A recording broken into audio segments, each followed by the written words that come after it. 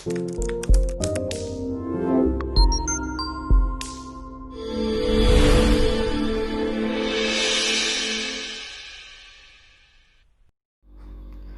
teman-teman, kembali lagi di kelas manajemen dan resolusi konflik. Setelah tadi kita membahas pendekatan dalam berkonflik, selanjutnya kita akan lanjutkan ke diskusi kita mengenai topik negosiasi.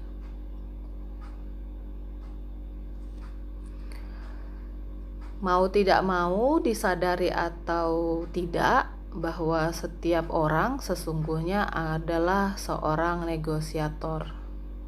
Mengapa? Karena tanpa kita sadari, sebenarnya setiap harinya kita melakukan proses negosiasi atau bahkan berbagai proses negosiasi. Negosiasi dapat terjadi antara dua orang atau lebih. Kemudian bisa terjadi antara penjual dengan pembeli, kemudian dengan anak dan orang tua, antara murid dan guru, antara diplomat, antara birokrat, dan lain sebagainya. Di mana negosiasi terjadi? Yang paling klasik tentu di meja perundingan, namun sesungguhnya negosiasi ada terjadi di sekitar kita, bahkan terjadi pada setiap harinya. Misalnya di pasar, kemudian di warung, kemudian di kampus, dan dalam kerjasama internasional, dalam perjanjian internasional, bahkan dalam kehidupan Anda secara personal, mungkin ketika menyatakan cinta pada orang lain. Negosiasi umumnya dilakukan guna mendapatkan sesuatu yang spesifik berdasarkan kepentingan masing-masing pihak dan untuk mencapai kondisi yang lebih baik pada setiap pihak yang terlibat dalam negosiasi. Negosiasi berbeda dengan bentuk percakapan sehari-hari atau percakapan umum, atau juga bukan hanya sekedar pertukaran informasi. Negosiasi menekankan pada upaya untuk mencapai hasil tertentu dalam bentuk kesepakatan atau perjanjian, dan negosiasi ini selalu melekat kepadanya kemungkinan untuk gagal atau sukses.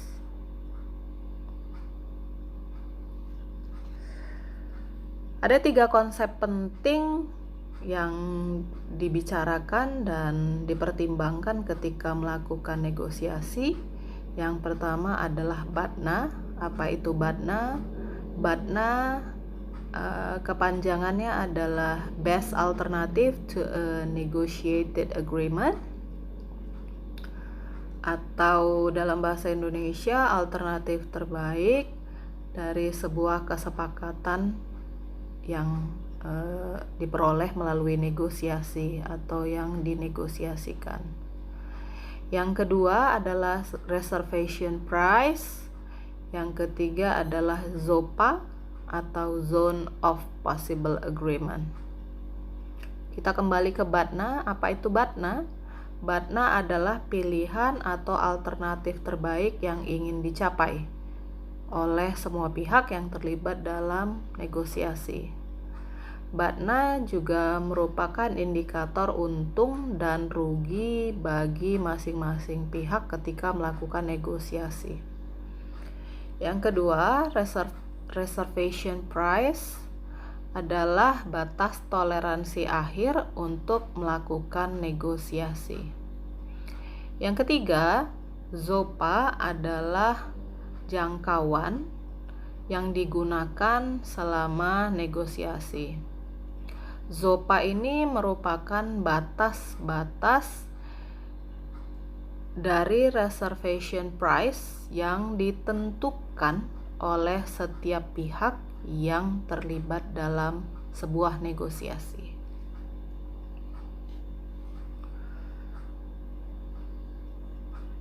BATNA adalah nilai atau hasil terendah yang dapat diterima seseorang dalam sebuah kesepakatan. Jadi BATNA adalah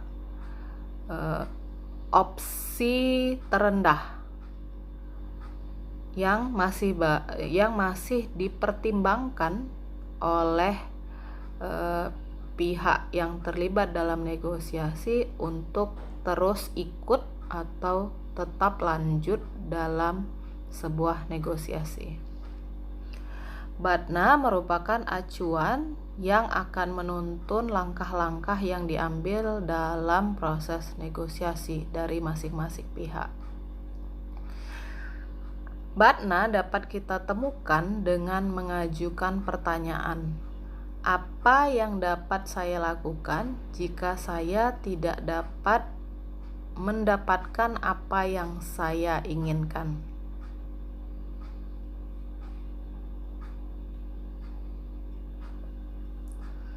Bagaimana cara menentukan BATNA? Menurut Fisher dan Urey, ada beberapa cara untuk menentukan BATNA. Pertama, susun daftar tindakan yang mungkin dilakukan jika tidak tercapai sebuah kesepakatan. Kemudian, kembangkan beberapa ide yang lebih menjanjikan dan ubah menjadi pilihan praktis. Dalam hal ini, diminta para pihak yang terlibat dalam negosiasi menyusun opsi-opsi dari opsi yang paling tinggi di mana kepentingan bisa dicapai maksimal hingga opsi terendah yang masih bisa diterima di dalam negosiasi tersebut. Jadi mungkin ada beberapa BATNA yang disusun menjadi sebuah list BATNA. Dari situ para pihak bisa memilih satu opsi yang dihitung sebagai opsi terbaik untuk sementara waktu. Artinya ketika opsi ini tidak berjalan baik, bisa dikeluarkan opsi lainnya dari list BATNA masing-masing pihak. Untuk lebih memahami BATNA, reservation price atau RP, dan ZOPA, kita akan mengambil sebuah studi kasus. Studi kasus ini antara pihak industri pengolahan susu atau IPS dengan Koperasi Susu Indonesia atau GKSI. Di artikel berita ini, khususnya di bagian yang telah saya beri garis biru, kita bisa melihat BATNA dari masing-masing pihak. Pada paragraf kedua di bagian bawah, kita dapat mengidentifikasi BATNA dari pihak industri pengelola susu. Dalam artikel tersebut dinyatakan bahwa pada akhir April, IPS menginginkan adanya penurunan lagi harga susu sebesar Rp300 per liternya. Kemudian pada paragraf ketiga, kita bisa identifikasi sebagai BATNA dari Koperasi Susu Dinyatakan dalam artikel tersebut, peternak sapi perah yang tergabung dalam GKSI menolak rencana IPS yang akan menurunkan lagi harga pembelian susu Rp300 per liter. Maka dari dua kalimat tersebut kita dapat menyimpulkan batna masing-masing pihak. Batna dari pihak IPS, harga susu turun sebesar Rp300 per liter.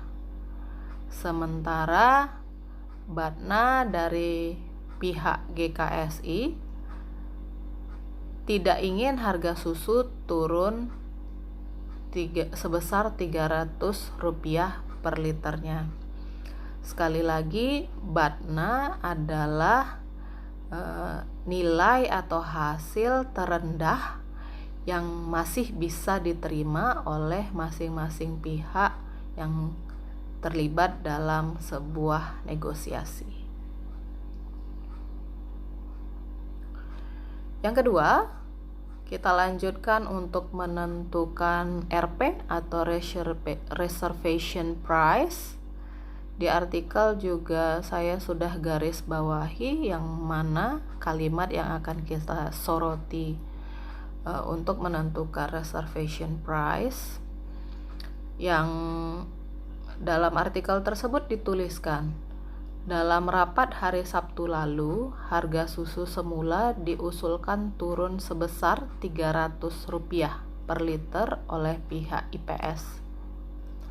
Sementara dari pihak GKSI mengajukan agar penurunan hanya sebesar Rp50 per liter, di mana opsi dari GKSI ini langsung ditolak oleh pihak IPS. Dari kalimat tersebut kita bisa menentukan reservation price dari masing-masing pihak, yaitu pihak IPS dan pihak GKSI. Reservation price pihak IPS menginginkan harga turun Rp300 per liter atau kurang, dengan batas toleransi di atas Rp50 per liternya. Sementara dari pihak GKSI, reservation price-nya menginginkan harga susu turun di bawah Rp300 per liter sampai batasan Rp50 per liter. Maka kita bisa menentukan reservation price-nya antara Rp300 sampai Rp50 atau antara Rp50 hingga batasnya Rp300.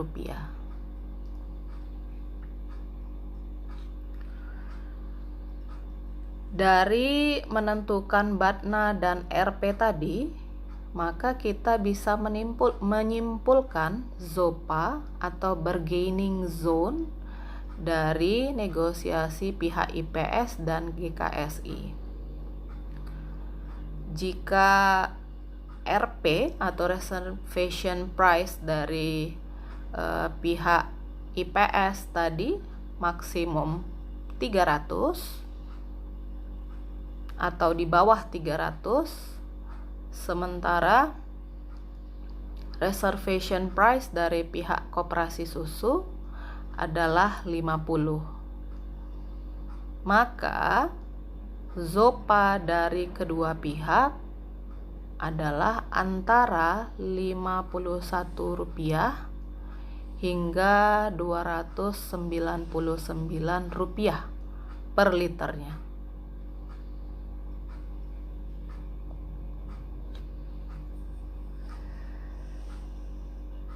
Di artikel berikut ini saya juga sudah menggarisbawahi apa kesepakatan yang diperoleh dari negosiasi kedua belah pihak.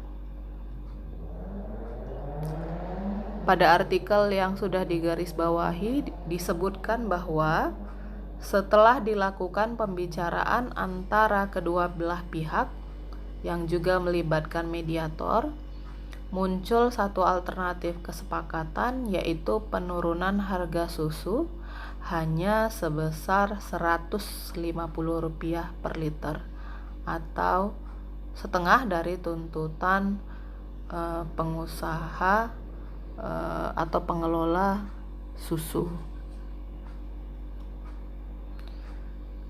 Maka hal ini dapat kita simpulkan bahwa pengambilan keputusan atau keputusan yang diambil atau kesepakatan yang diambil masih berada dalam range negosiasi atau ZOPA yang terbentuk dari reservation price masing-masing pihak.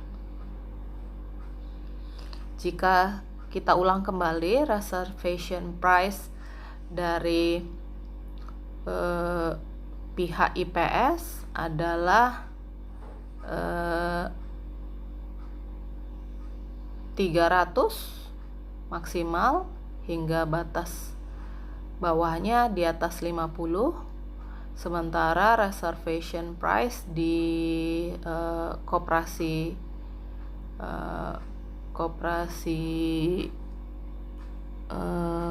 susu ini 50, di atas 50 sampai 300. Maka ZOPA tadi yang dijelaskan sebelumnya antara 51 sampai 299.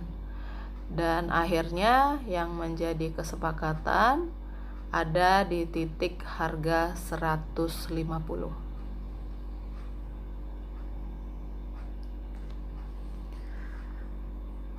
Baik, selanjutnya yang akan kita jelaskan adalah strategi negosiasi dan tipe negosiasi.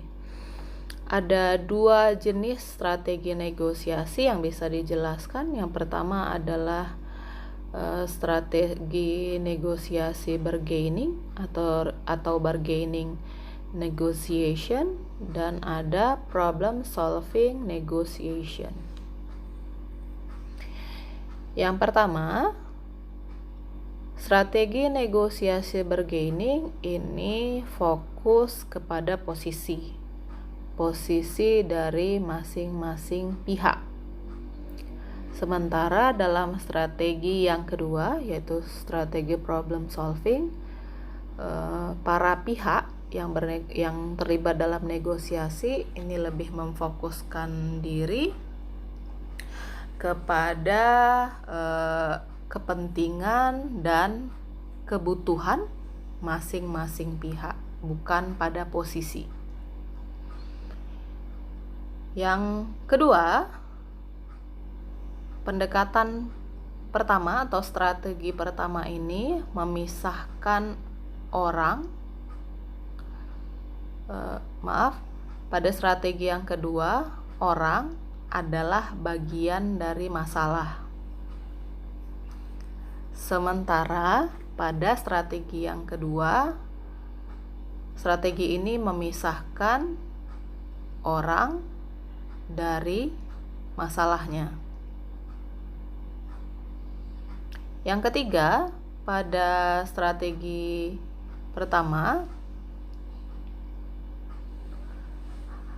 hasil yang dapat diterima adalah model win-lose, menang kalah, atau mediocre atau setengah-setengah. Sementara dalam strategi yang kedua, strategi ini mengharapkan win-win solution pada setiap pihak. Model bargaining berorientasi pada hasil, sementara model problem solving berorientasi pada hasil dan proses. Kemudian pada penjelasan selanjutnya, yang keempat, strategi bargaining melibatkan hubungan antar aktor yang keras. Sementara dalam problem solving, hubungan antar aktor mempertimbangkan future oriented atau hubungan jangka panjang. Dan terakhir, model bargaining ini menggunakan tipe negosiasi distributif, sementara strategi negosiasi problem solving ini dekat dengan model negosiasi integratif. Model negosiasi distributif dan integratif dijelaskan pada slide selanjutnya.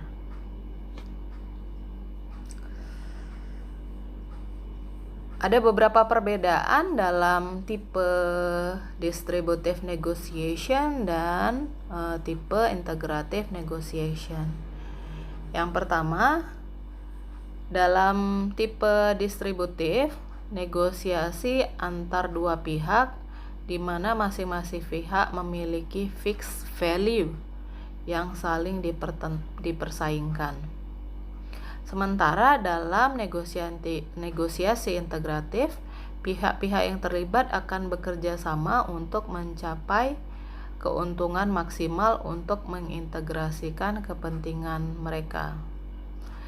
Jadi kita bisa katakan pada model yang pertama di sini ada fixed value, sementara pada pendekatan yang kedua atau tipe negosiasi yang kedua di sini ada expand value.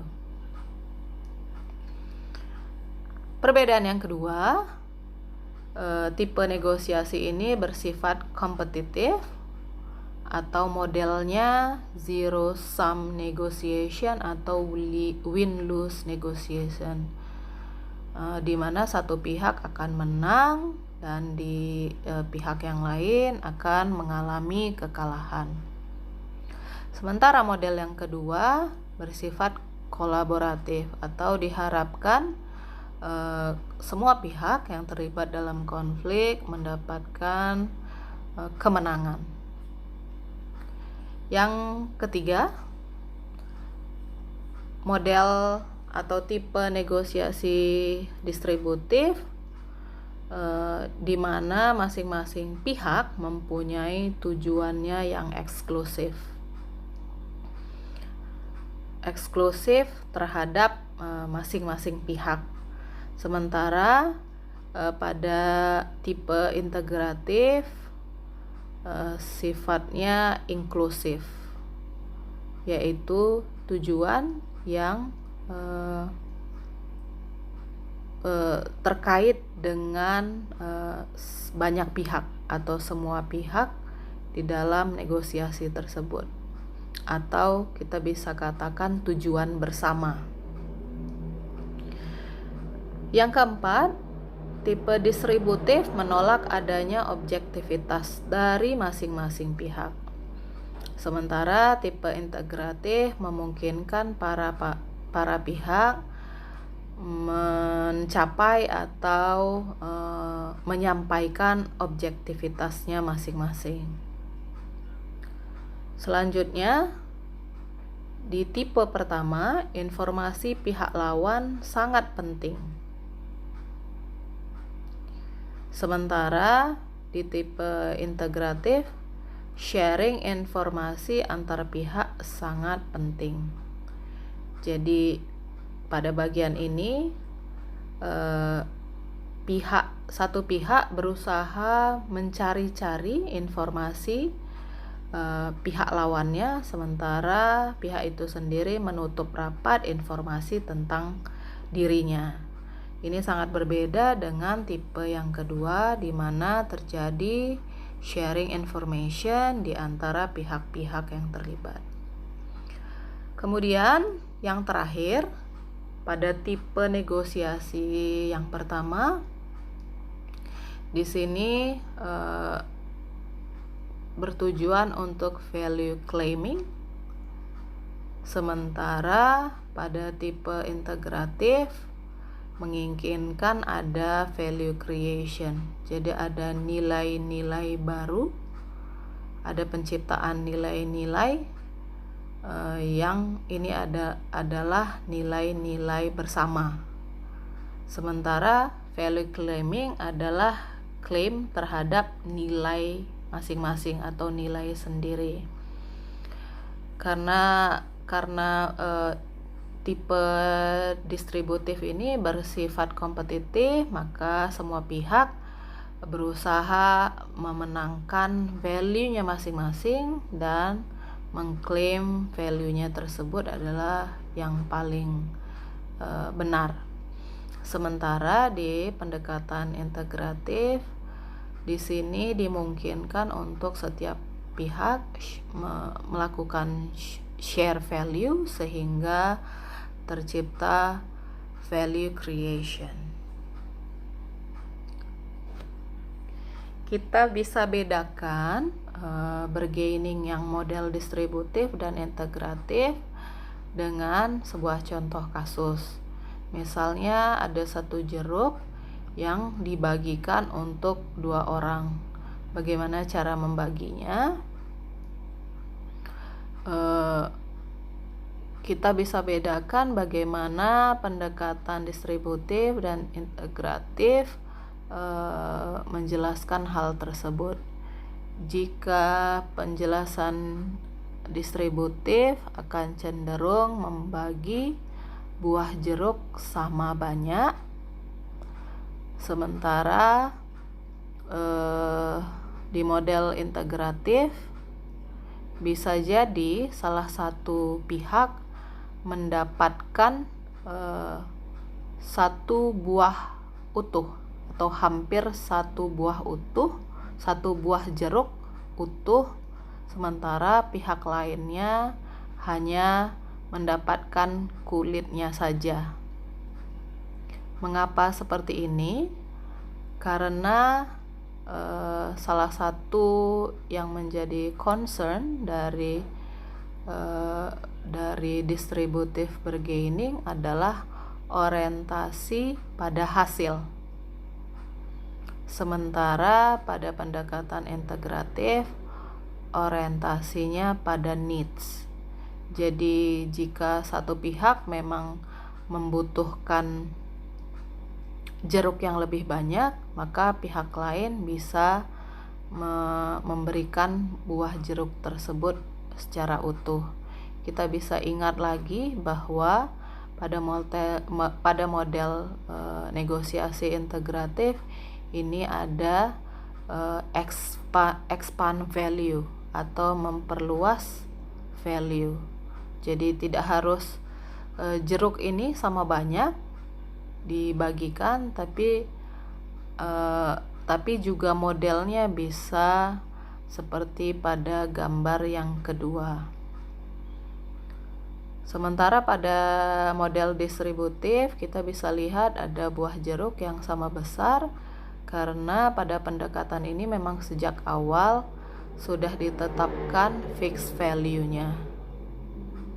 Jadi tidak ada pilihan untuk mendapatkan buah jeruk misalnya seperti di gambar kedua, karena memang dari awal fixed pie-nya sudah jelas bagi masing-masing pihak. Sementara di pendekatan integratif kesepakatan dicapai dengan berbagai konsensus bersama. Jadi hasilnya tidak selalu 50-50 seperti yang digambarkan pada distributive bargaining. Semoga bisa difahami teman-teman penjelasan mengenai topik negosiasi ini. Sama seperti pendekatan dalam berkonflik yang tadi dijelaskan sebelumnya, penjelasan mengenai model negosiasi ini yaitu distributive negotiation dan integrative negotiation ini juga tidak untuk mengatakan bahwa integratif akan selalu lebih baik daripada pendekatan distributif. Tetap saja kedua pendekatan ini harus dilihat bagaimana kondisi dan konteks dari negosiasi tersebut. Dalam kondisi tertentu mungkin saja penerapan distributive negotiation akan lebih tepat digunakan daripada model integratif, tergantung bagaimana kondisi dan konteks dari jalannya negosiasi tersebut. Demikian, terima kasih. Sampai bertemu dalam topik selanjutnya. Assalamualaikum warahmatullahi wabarakatuh.